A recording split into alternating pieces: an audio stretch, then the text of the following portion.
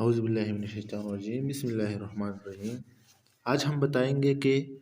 معاشرے میں انفرادی اوصاف کیا ہے۔ تو آئیے ہم اسے پلٹے ہیں کہ آج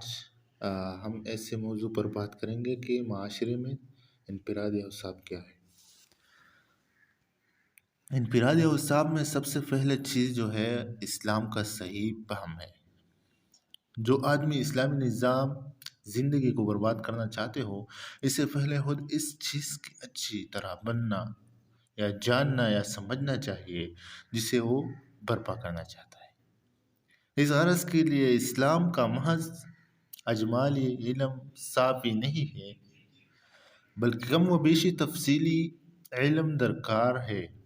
اس غرض کے لیے اسلام کا محض اجمالی علم کافی نہیں ہے، بلکہ کم و بیش تفصیلی علم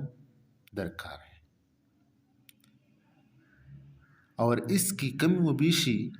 آدمی کی استطاعت پر موصوف ہے۔ یہ ضروری نہیں ہے کہ اس راہ کا ہر وار، اس تحریک کا ہر رکن مفتی یا مجتہد ہو، لیکن یہ بہرحال ضروری ہے کہ ان میں ہر ایک اسلامی عقائد کو جاہلی افکار وہام سے یا اسلامی طرز عمل کو جاہلیت کے طور طریقوں سے ممیز کر کے جان لے، اور اس بات سے واقف ہو جائے کہ زندگی کے مختلف شعبوں میں اسلام نے انسان کو کیا رہنمائی دی ہے۔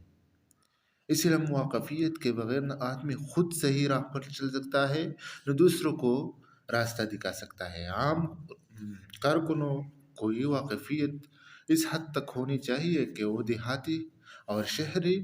عوام کو سیدھے سادے طریقے سے دین سمجھا سکے، لیکن عمدہ ذہنی صلاحیتیں رکھنے والوں لوگوں کو اس میں اتنا درک بہم پہچاننا چاہیے۔ ان کو یہ پہچاننا چاہیے کہ وہ ذہین طبقوں کو متاثر کر سکے، تعلیم یافتہ لوگوں کے شکوک اور الجھنیں رفع کر سکے، مخالفین کے اعتراضات کا مدلل اور اطمینان بخش جواب دے سکے، زندگی کے مختلف الامور مسائل کو اسلام کی روشنی میں حل کر سکے، اسلامی نقطہ نظر سے علوم و فنون کی تدوین جدید کر سکے، اور اسلام کے ازلی و ابدی بنیادی اس کے جو مسائل ہے، اس کو نئی تہذیب اور نئی تمدن کی عمارت اٹھا سکے۔ ان میں اتنی تنقیدی صلاحیت ہونی چاہیے کہ موجودہ زمانے کے نظام و فکر عمل میں سے سقیم اجزاء کو سلیم اجزاء سے الگ کر سکے، اور ساتھ ساتھ اتنی تعمیری صلاحیتیں بھی ہونی چاہیے کہ جو کچھ توڑنے کے لائق ہے اسے توڑ کر ایک بہتر چیز اس کی جگہ بنا سکے، اور جو کچھ رکھنے کے لائق ہے اسے باقی رکھ کر ایک بہتر نظام میں استعمال کر سکے۔ اب دوسرے نمبر پر آتا ہے انفرادی اوصاف میں اسلام پر پختہ ایمان، یعنی اسلام پر مضبوط ایمان۔ علم اور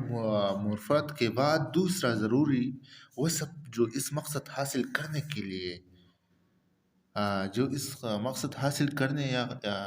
کرنے والوں کے لیے ہونی چاہیے،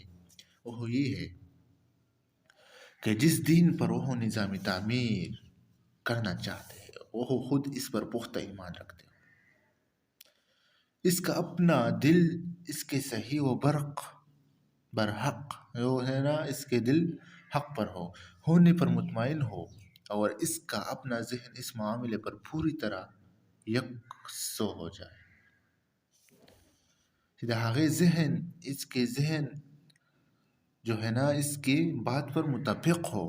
اس کے دل کے ساتھ، اس کے دماغ کے ساتھ شکر اور تردد لیے ہوئی کوئی شخص اس کام کو نہیں کر سکتا۔ دماغی الجھنے اور نظر و فکر کی فراگندیا سے لے کر یہ کام نہیں کیا جا سکتا۔ کوئی ایسے آدمی اس کام کے لیے موزوں نہیں ہو سکتا جس کا دل ڈان و ڈول ہو، جس کا ذہن یکسو نہ ہو، اور جس سے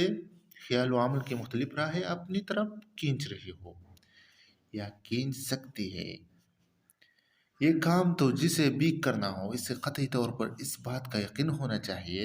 کہ جزا کے خدا ہے اور انہیں صفات سے متصف، انہیں اختیارات کا مالک اور انہیں حقوق کا مستحق ہے۔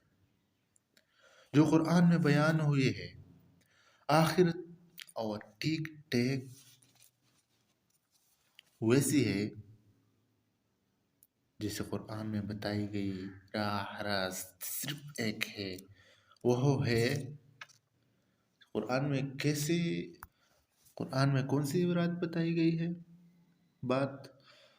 جو محمد صلی اللہ علیہ وسلم نے دکھائی ہے، جو راہ اس پر چلنا چاہیے ہمیں۔ وہ کون سا راستہ ہے؟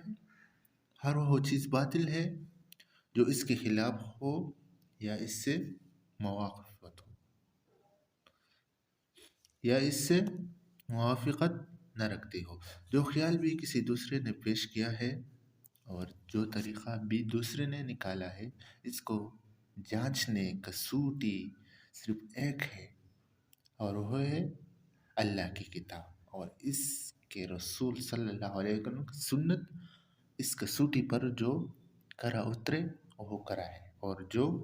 کوٹا اترے وہ کوٹا ہے۔ اسلامی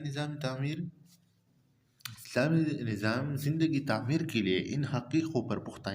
یقین درکار ہے، دل کا پورا اطمینان درکار ہے، دماغ کی کامل یکسوئی درکار ہے۔ جو لوگ اس معاملے میں ادنیٰ تذبذب بھی رکھتے ہو